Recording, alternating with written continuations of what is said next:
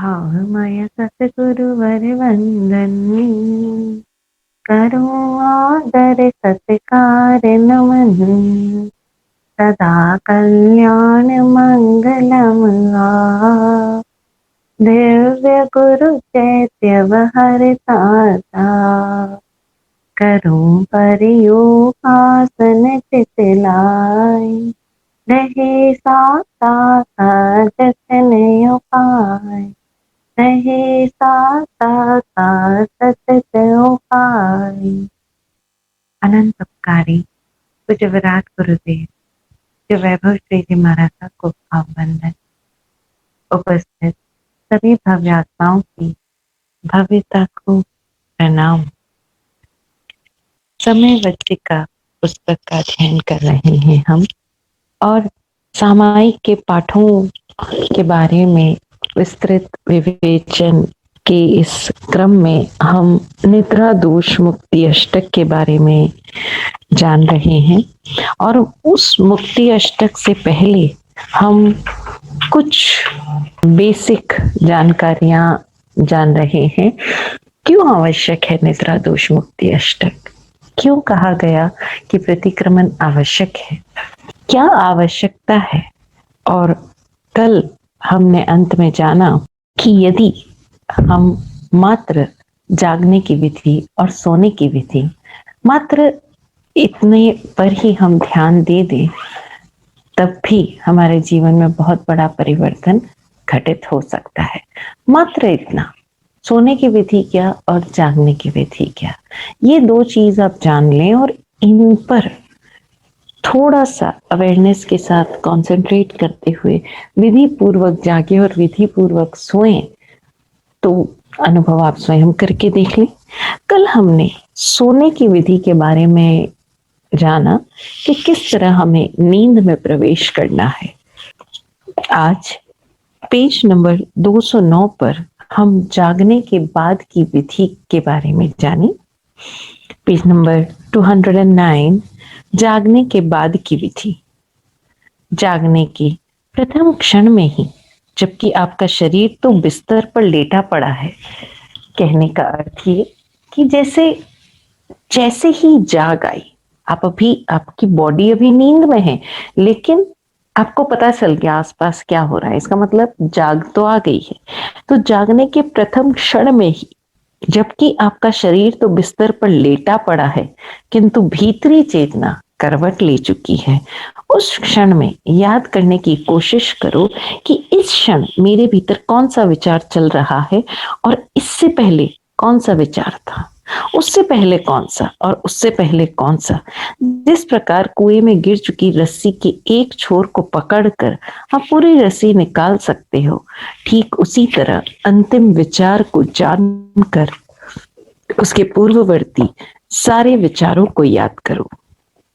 ये प्रातःकालीन प्रतिक्रमण है। निद्रा का प्रतिक्रमण इसी तरह से होता है। ये प्रतिक्रमण आपको आपकी निंद्रित अवस्था में हुए क्रियाकलापों का ज्ञान कराएगा। आपको पता लगने लगेगा कि नींद में भी आपका मन आहार, भय, मैथुन, परिग्रह, इन चारों संज्ञाओं में रत था, लवलीन था। नींद के क्षणों में भी मन में क्रोध, भय, हास्य, गौरव, लोभ, कई कई तरह के आवेश उठे थे। संभव है नींद में किसी के साथ कलह भी हो गया हो। यह भी संभव है कि दिन में जो काम आप करना चाहते थे, कर नहीं पाए, उन्हें नींद में कर गुजरे हो। नींद में दूरस्थ प्रिय व्यक्ति से मुलाकात कर रहे हो। नींद में ही सुंदर सी लड़की का साथ पा लिया हो। नींद में ही गाड़ियां चला ली हो। नींद में ही कुंवारों ने ब्याह रचा लिया हो। गरीबों ने भरपेट भोजन कर लिया हो। बीमारों ने मौत को मंडराते देख लिया हो। मन की शंकाओं ने भूत प्रेत का, आकस्मिक दुर्घटनाओं का चित्र देख लिया हो। आदमी शंका यानी डर, कांक्षा, लोभ, विचिकित्सा यानी कपट के कारण रात को नींद में भी प्रपंचों का जाल बुनता रहता है। प्रातःकाल नींद से जागते ही निद्रा दोष मुक्ति अष्टक पाठ का उच्चारण सस्वर और सभाव करो। यानी ऐसा नहीं मन मन में बोल दिया, जोर से बोलो। उच्चारण भी और भावपूर्वक भी। फिर नींद में उठे विकारों को मिच्छामि दुक्कडम कहकर उन्हें निष्फल कर दो। उनका कोई भविष्य बंधन न बनी, ऐसा निर्देश अपने भीतर दो। अन्यथा रात को नींद में जमे चित्त के संस्कार अवचेतन मन के स्तर से और भी गहरे अचेतन तल तक पहुंचा दिए जाएंगे। अब अचेतन तल उन फाइलों को और भी अधिक सूक्ष्म बनाकर अपने स्टोर में संग्रहित कर लेगा। फिर किसी दिन अचेतन जब चेतन पर हावी हो जाएगा, तब आदमी या तो विक्षिप्त यानी पागल हो जाएगा अथवा तीव्र आवेश, तीव्र अटैक से पीड़ित हो जाएगा। इसलिए आवश्यक है कि आप निद्रा दोष मुक्ति अष्टक करें। क्यों जरूरी है? क्योंकि अगर आप नहीं करोगे तो ये किसी दिन आपके अंदर स्टोर होती चली जाएगी, और जब स्टोर हो जाएगी किसी दिन अचेतन मन चेतन पे हावी हो गया तो मामला बहुत गड़बड़ हो जाएगा। तभी आप देखो ना, आज घरों में आपके कैसे कैसे लोग मिलते हैं, आप उनका नेचर ही नहीं समझ पाते हो।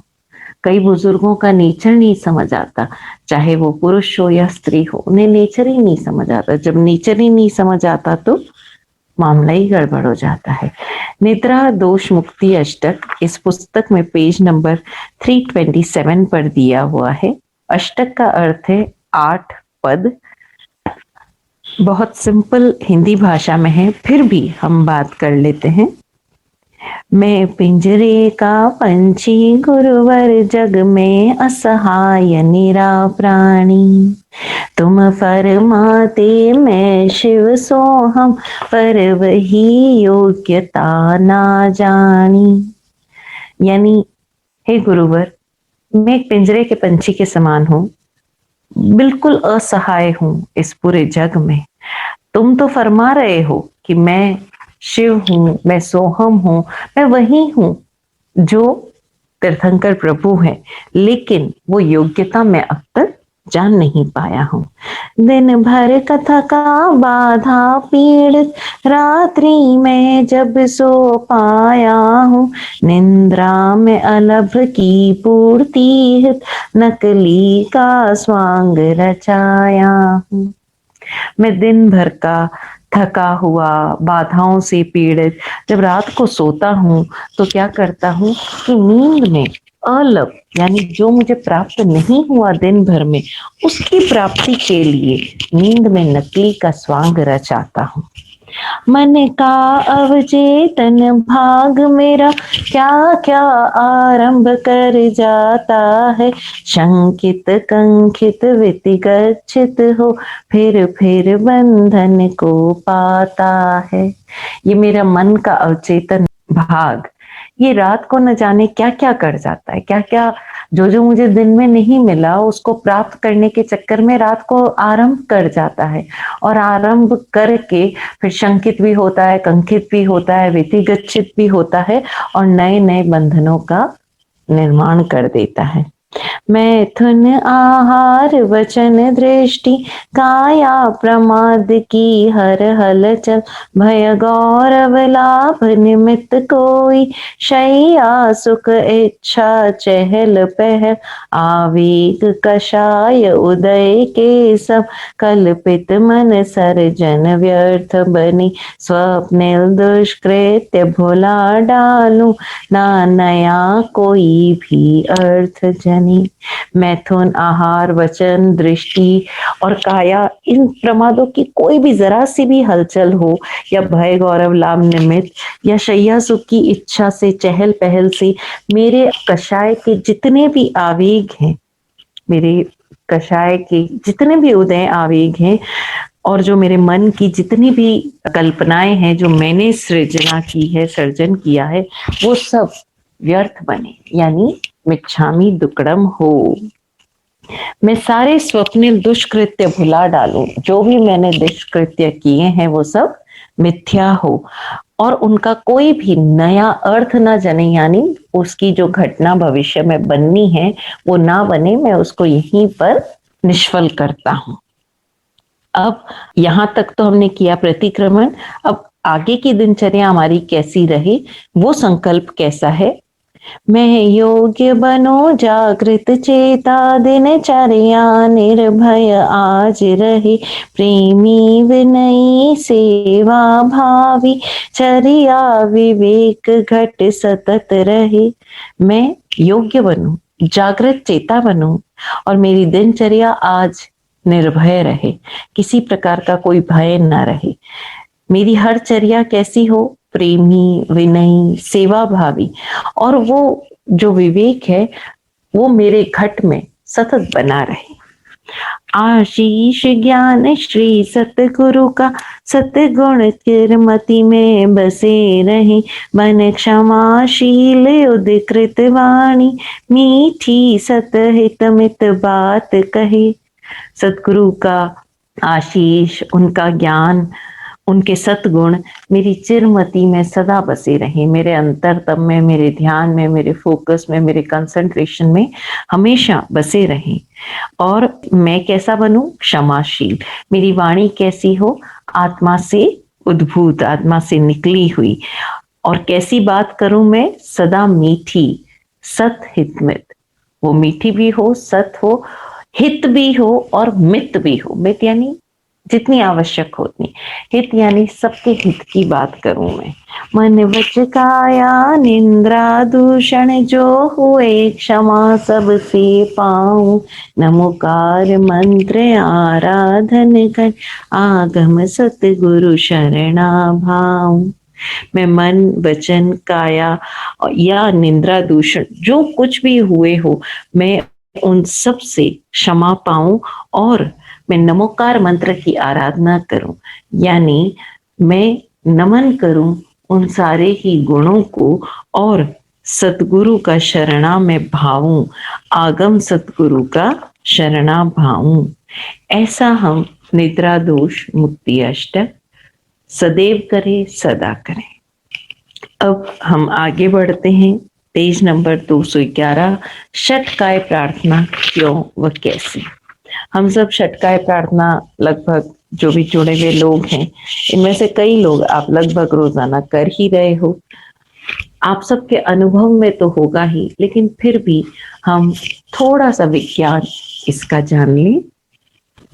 पेज नंबर 211, परस्परोपग्रहो जीवानाम सूत्र कहता है कि सभी जीव परस्पर में एक दूसरे के सहयोगी हैं। एक दूसरे के सहयोग के बिना हम कभी जी नहीं सकते।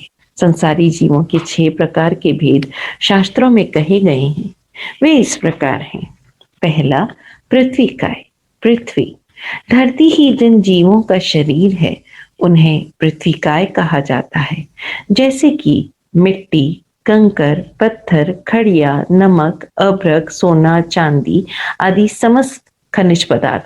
देखा जाए तो मिट्टी, कंकड़, पत्थर, ये जो चौक होती है वो, नमक, जो भी जिनका शरीर पृथ्वी है उन्हें पृथ्वी काय कहा जाता है। सारे मिनरल्स लाइक कोयला, सोना, चांदी, ये जितने भी हैं उन सबको पृथ्वी काय कहा जाता है।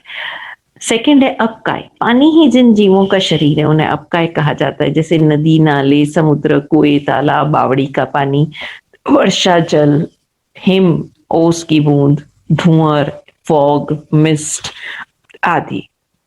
तेउकाय, अग्नि जिन जीवों का शरीर है उसे तेउकाय कहा जाता है। जैसे कि अंगारा, कोयला, ईंधन, जाल, ज्वाल, दिए की ज्योति, लालटेन, आग आदि। वायुकाय, हवा जिन जीवों का शरीर है उसे वायुकाय कहा जाता है। जैसे पूर्ववाद, दक्षिणीवाद, हवा आदि। वनस्पति काय, पेड़ पौधे, हरी वनस्पतियां आदि जिन जीवों का शरीर है उन्हें वनस्पति काय कहा जाता है। जैसे हरी सब्जियां, वृक्ष, फल फूल, अंकुर, घास, बीज आदि। त्रस्काय, जो जीव हिलते डुलते दिखाई पड़ते हैं, जो गति कर सकते हैं, उन्हें त्रस्काय कहा जाता है। इसमें बेइंद्रिय, 2 इंद्रिय वाले, त्वचा व जिह्वा वाले, 3 इंद्रिय यानी त्वचा, जीभ व नाक वाले, तेन्द्रिय, चौरेंद्रिय यानी त्वचा, जीभ, नाक एवं आंख वाले जीव एवं पंचेंद्रिय, कान सहित चारों इंद्रिय वाले जीव समाहित है। नरक, देवता, मनुष्य, पशु पक्षी ये सब पंचेंद्रिय जीव यानी त्रस्काय के अंतर्गत आते हैं। पृथ्वी काय आभार। हम त्रस्काय के जीव हैं और संसार के समस्त जीवों में सबसे अधिक विकसित चेतना वाले मनुष्य हैं। जो समझने की, चिंतन मनन की क्षमता मनुष्य में है, वो किसी अन्य जीवित प्राणियों में नहीं है। हम अपने जीवन निर्वाह के लिए प्रतिपल इन षटकाय जीवों का सहयोग लेते रहते हैं। हमें चलना, सोना, उठना, बैठना आदि सारी चेष्टाएं धरती पर करनी होती है। ये पृथ्वी माँ के समान हमारा पालन पोषण करती है, इसलिए इसे धरती माता कहा जाता है।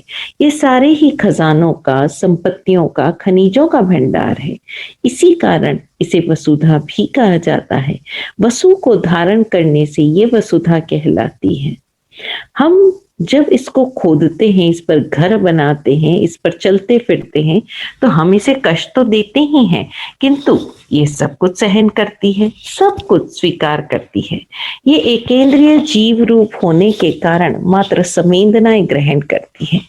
ये एकेंद्रीय जीव रूप होने के कारण मात्र संवेदनाएं ग्रहण कर सकती है, किंतु अपनी प्रतिक्रियाएं व्यक्त नहीं कर सकती। इससे हमारे भावों का स्पर्श तो होता है, हमारे वाइब्रेशंस तो पहुंचते हैं।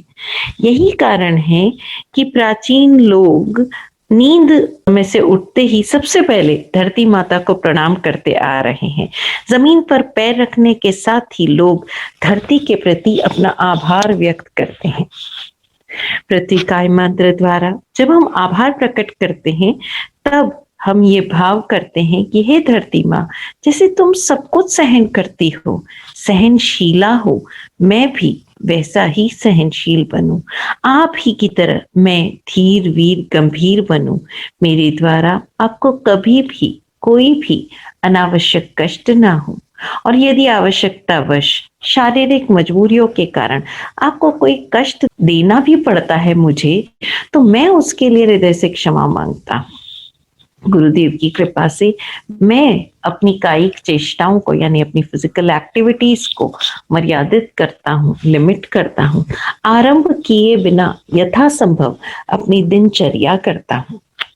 फिर भी यदि कोई नियति ही ऐसी हो कि मेरे द्वारा आपको कष्ट पहुंच जाए, अथवा न चाहते हुए भी संयोगवश आपकी प्राण धारा यानी सुख चेतना की व्यवस्था यानी तुक भंग हो जाए, प्राण धारा यानी सुख, तो आप मुझे क्षमा करावे, मुझे सहन करें। व्यवस्था को तुक कहेंगे। जो प्राण धारा है वो तो है सुख, और जो व्यवस्था है उसको तुक। मेरी जीवन यात्रा में सदा सहयोगी बने। इस तरह की प्रार्थना करने पर हमारे भीतर सहनशीलता यानी पॉजिटिव एनर्जी, गंभीरता, धैर्य, पेशेंस एवं क्षमा का गुण विकसित होता है। हम में इतनी सकारात्मक ऊर्जा आ जाती है कि हम बिना शिकायत किए अपनी सारी जिम्मेदारियों को गुरु बनकर निपटाते जाते हैं, बॉस बनकर निपटाते जाते हैं। हमारे लिए गुरु ग्रह भी सकारात्मक हो जाता है और हमारे जीवन में गुरु ग्रह से संबंधित सारी समस्याएं स्वतः हल होती जाती है। अब देखिए, हम बिना शिकायत किए अपनी जिम्मेदारियों को गुरु बनकर, बॉस बनकर निपटाते हैं, और इससे क्या होगा, हमारा गुरु ग्रह भी पॉजिटिव हो जाता है और जीवन में गुरु ग्रह से संबंधित सारी समस्याएं खत्म होती जाती है। इसलिए पृथ्वी काय का संबंध है गुरु ग्रह से। तो अगर किसी का गुरु ग्रह कमजोर है तो पृथ्वी काय को धन्यवाद दे, आभार दे। दूसरा है अब काय आभार। इसका प्रार्थना तो आप लोगों ने पहले भी की होगी, पढ़ी होगी, हम फिर कर लेते हैं। वसुधा तो उपकारी गजब आधार है रे, महत सुख मैं जरूरत हितगात के जो कर रहा हूँ भंग तुक। तुम सहनशीला धन्य हो, मुझ में भी ऐसा गुण खिले, यदि आवश्यकता हो नहीं किंचित न तेरे प्राण ले, काया कलाप से जो रथी हूँ, कष्ट तुझको दे रहा रे सहन मुझको कर सरल दिल, मैं कपट बिन कह रहा, मैं गुरु कृपा हो कर सीमित तुझको क्षमाता सतत झुक, आरंभ बिन चर्या करूं, दिव व्यर्थता प्रति जाऊं रुक, मैं व्यर्थता प्रति जाऊं रुक। हे मातृवत पोषिका, दिव्य भव्य पृथ्वी काय, आपके उपकारों के प्रति धन्यवाद, आपकी सहिष्णुता को सतत नमस्कार। सदगुरु आशीष से यह मन धीर वीर गंभीर बने, आपको अनावश्यक कष्ट न देते हुए आज की दिनचर्या संपन्न हो। भूल चूक प्रमाद नियति संयोग वश प्राप्त आपके कष्टों के लिए खमत खामना खमत खामना खमत खामना। इस जीवन यात्रा में आप सदा सहयोगी रहो, हम परस्पर सहयोगी रहें। कल्याणमस्तु। ये है पृथ्वी काय की आभार प्रार्थना। दूसरा, अब काय आभार। जल यानी पानी ही जीवन है, इसके बिना हम संसार में रह ही नहीं सकते। जब तक कि हम सिद्ध बुद्ध मुक्त होकर देहातीत यानी कृत कृत्य नहीं हो जाते, तब तक पानी का हमें सहयोग लेना ही होगा। पानी स्वयं जीव रूप है और पानी में भी यानी पानी में उसके आश्रित भी, उस पर डिपेंडेंट रहने वाले भी कई तरह के जीव हैं। भगवान का कथन है कि पानी भी प्रासूक ग्रहण किया जाए। प्रासूक यानी जो अपनी मूल सत्ता से अलग हो चुका है, जिसमें अपने मूल स्रोत की प्राण धारा अब नहीं बह रही है। साधक वर्ग ऐसे ही जल का आवश्यकता होने पर उपयोग करे, जैसे कि कुएं आदि से निकाला गया पानी जो कि कुएं की मूल चेतन धारा से अलग हो चुका है, ऐसा पानी भी सातु वर्ग तो अचित होने पर ही ग्रहण कर सकता है। अचित होने का मतलब है कि जब किसी भी व्यक्ति विशेष का चित्त उसमें संचालित न हो रहा हो, जैसे कि एक कोई कुआं है या कोई ट्यूबवेल है, अब वो किसी किसान के खेत में है, उस किसान से आपने आज्ञा ली नहीं, उस किसान का चित्त अटका हुआ है क्योंकि वो मेरा पानी है, ऐसा उस किसान का भाव है, तो वो पानी सचित हो गया। जब तक वो किसान आज्ञा ना दे, उसका चित्त उसमें ना अटका हुआ हो, तब वो पानी साधु ग्रहण कर सकता है। उसका चित्त नहीं होना चाहिए, वो उसकी जरूरत का ना हो, वो उसके लिए जरूरत का ना हो और उस पर अधिकार भाव न रखता हो, अन्यथा किसी अन्य के ममत्व क्षेत्र में आने पर वो सचित हो जाएगा, यानी सहचित हो जाएगा, अचित नहीं रह पाएगा। अतः जैन साधु ऐसे प्रासुक व अचित पानी को स्वयं ईष्ण करके प्राप्त करे। जैसे घर में दोवन पानी बना रखा है या गर्म पानी ठंडा करके रखा हुआ है, बहू जी ने रखा कि भाई मेरी सास का आज पाड़ना है या आयम्बिल है वॉट एवर, और उसने वो तैयार करके रखा। अब ऐसे में कोई साधु आ जाए और बोले बहन पानी भरा दो, तो अब उसको तो लगेगा ना, उसका चित अटका हुआ है कि मैंने मेरी सास के लिए बनाया। ऐसे में अगर वो साधु पानी ले जाता है और सावक के लिए नहीं छोड़ता है, तो वो पानी सचित है, वो सचित ही ग्रहण कर रहा है। अतः जैन साधु ऐसे प्रासुक व अचित पानी को स्वयं खोज करके प्राप्त करें, ईष्णा करके यानी खोज द्वारा प्राप्त करें। इसी कारण से हमारे सूत्रों में साधु के लिए प्रासुक, अचित व ईष्णीय आहार पानी आदि जीवन की आवश्यक सामग्री ग्रहण करना कल्पनीय बताया गया है। हम प्रातःकाल नींद से उठते ही धरती माँ को आभार मंत्र द्वारा धन्यवाद प्रेषित करने के बाद अब काय मंत्र द्वारा पानी के जीवों के प्रति भी आभार व्यक्त करेंगे। हम पानी को अपनी बहन के तुल्य समझकर उसके प्रति ये भाव रखेंगे, यह पानी आपके सहयोग से मेरा जीवन चलता है, मैं आपको अनावश्यक कष्ट नहीं दूंगा, आपकी सुख व्यवस्था यानी कि प्राण धारा में कोई व्यवधान नहीं डालूंगा। फिर भी मेरे द्वारा सहयोग लेते समय आपको अपनी जीवन यात्रा में कोई कष्ट पहुंच जाए तो आप क्षमा करना। आपके भीतर रहे हुए उदारता एवं मिलनसारिता जैसे गुण मेरी आत्मा में भी प्रकट हो, मैं भी आपकी तरह हर अनुकूल प्रतिकूल संयोगों में एडजस्ट होना सीखूं। किसी कवि ने कहा है कि पानी तेरा रंग कैसा, जिसमें डाले उसके जैसा। अर्थात जिस प्रकार पानी अपने में सबको स्वीकार कर लेता है एवं स्वयं भी सब में घुल मिल जाता है, वैसे ही हम भी अनाग्रही, मिलनसार, प्रेमी, तरल बने। तरल सरल गुणों आदि उपरोक्त को ध्यान में रखकर उन गुणों का आह्वान करने से हमारे भीतर की चेतना विकसित होती है। इस तत्व की निरंतर प्रार्थना मंगल ग्रह से संबंधित सारे दोषों को शुद्ध करती है। पानी कैसा है? कोई कलर डालो, उस कलर को हाईलाइट कर देगा। कोई टेस्ट डालो, उस टेस्ट को हाईलाइट कर देगा, अपने आप को छोड़ देगा। क्या हम ऐसे हैं? नहीं ना। हम तो अपना नहीं, मैं अपना वो कैसे मिटा दूं, मैं अपना अस्तित्व मिटा दूं क्या? अरे भाई, अस्तित्व मिटाने की बात ही नहीं कर रहे हैं। यहाँ अस्तित्व विराट हो रहा है, स्वीकार कर रहा है सबको स्वयं। ये बात अगर हमको समझ आ जाए ना, आप देखेंगे कि आप कितने दिलों पर राज करेंगे। सब कोई आपका अपना होगा, कहीं परायापन फील ही नहीं होगा। आपका आभार प्रार्थना क्या है?